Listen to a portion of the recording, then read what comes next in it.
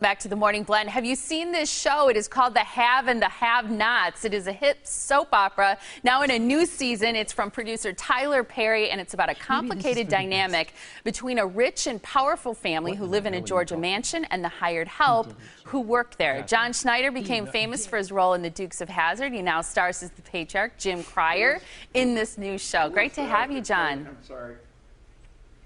Hey, thank you for having me. Absolutely. Yeah, this is a fun show. It's been a great time for me. That's fantastic. What is it like for you being in a soap with all this drama? Is it like a lot of other work you've done before? Well, the main difference is we shoot so quickly. We shot our entire season in about 2 months. And to give you an idea, when we did Dukes, when we did Smallville, we shot a season in 10 months. So it's very nearly live television for me, and when you do something like that, it brings your acting chops up to an entirely different level. So I'm enjoying every minute of it, especially the way people are reacting to this really despicable character I'm playing. Yeah, what do you hear when you're out and about? Which hopefully is a diversion. I feel. You know, Bo was people who were fans of Dukes of Hazzard would come up and grab me and say, "Oh, come here," and they'd pull me around. Not so much with Jonathan Kent, and not at all with Jim Cryer. People look across the room and it's like, because they're afraid of him, and rightfully so. Jim Cryer is a bad man. A bad man. So I'm enjoying people's perception of me being Jim Cryer has actually changed the way people react to me out in the world. Yeah, it's fascinating because people believe that these characters are real. Right, and it's much different to go from playing.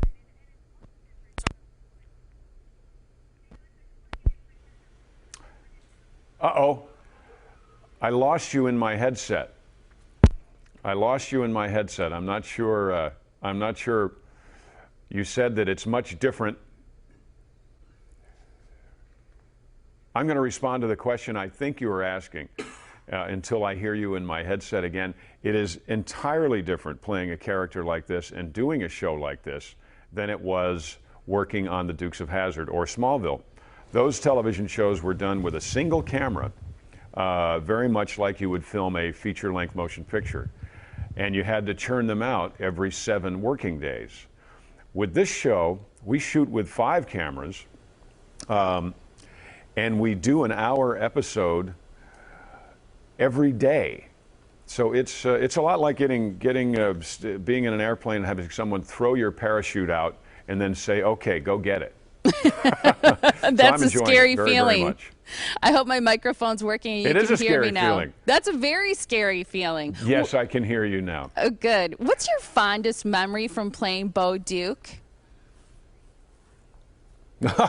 Wow. The friendships. My relationship with Catherine Bach and Tom Wopat. In fact, Tom and I are still best friends. We're doing a Christmas album together this year.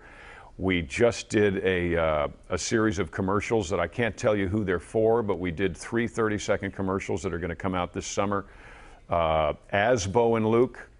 So those are my great memories. Working with Denver Pyle, with Sorrel Book.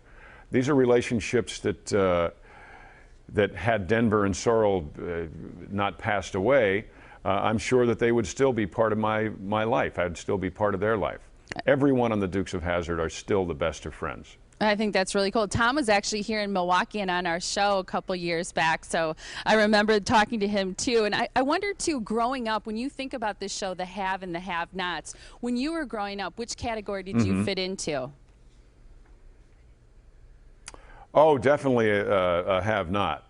Definitely a have-not. I'm from it's a very affluent town in New York now called Mount Kisco. But when I was growing up, we were not. There was no affluence in my family at all. We're hard-working, work for ourselves. My dad always worked for himself, had his own business. My mother worked for IBM for years and years, struggling just to get to make ends meet. My mother ironed so that she could buy her Studebaker. Wow. So I grew up with the different cookie jars with the rent, the light bill. I mean, and actually it's helped me as a writer. later in life, I remember some wonderful things. I don't remember it as being a bad thing to have not. I just remember having not. On that note, I love the way that you said it. It was great to talk to you this morning, John. Thank you so much for your time. You too. Thanks Yo, again. you're very, very welcome. I'll see you on Tuesday nights. Sounds great. Bye-bye. And episodes again tonight, since it's a Tuesday, 8 o'clock on OWN is where you can catch the haves and the have-nots.